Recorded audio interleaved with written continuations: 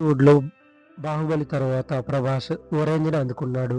ఈ 'మిరాయ్' తర్వాత హీరో 'తేజ సజ్జా' ఆ రేంజ్‌ని అందుకుంటాడని ఖచ్చితంగా చెప్పగలరు.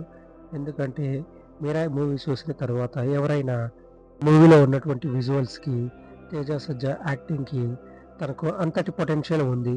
ఈ సినిమా తర్వాత 'తేజ సజ్జా' ఆ స్థాయిని అందుకుంటాడో లేదో కాలమే సమాధానం చెబుతుంది. సో, ముందుగా మూవీ రివ్యూస్ చేసే మరికొంతమంది మూవీస్ రివ్యూలా కాకుండా, మనం చాలా సింపుల్‌గా స్టోరీ గురించి మాత్రమే మాట్లాడుకుందాం. ఇతర మూవీ రివ్యూల్లాగా వాళ్ళ బాడీ షేమింగ్ గురించి, కథలో ఉన్న బొక్కల గురించి మనకవసరం లేదు. కథనం, దాని స్టోరీ డైరెక్టర్ ఎలా తీసుకెళ్లాడో దాని గురించే మాట్లాడుకుందాం. ముందుగా కథ.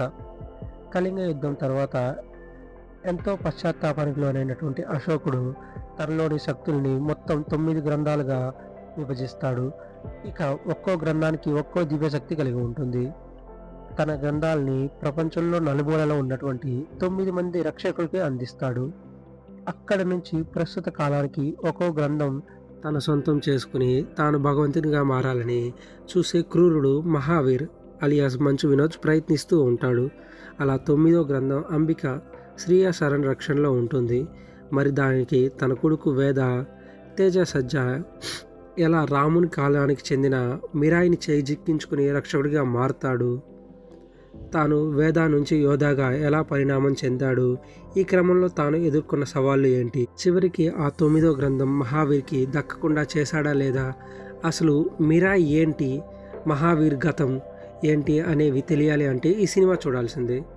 సో ఇంతటి ఎక్సలెంట్ కాన్సెప్ట్తో ఉన్నటువంటి ఈ మూవీని విజువల్ వండర్గా తీర్చిదిద్దడానికి కార్తీక్ ఘట్టమనేని చేసినటువంటి కృషి మన కళ్ళకు కట్టినట్టు కనబడుతుంది.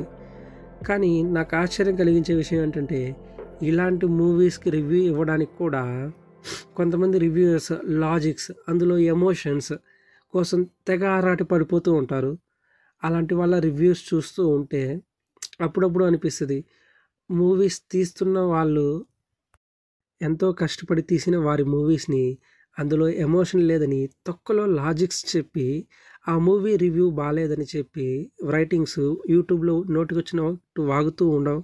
వాళ్ళని చూసి కార్తీక్ ఘట్టమనేని ఏ విధంగా ఫీల్ అవుతూ ఉంటాడో అని చెప్పాలనుకుంటున్నాను. కానీ ఒకటి, Karthik Ghattamaneni did a fantastic job, marvellous, amazing, next S S Rajamouli.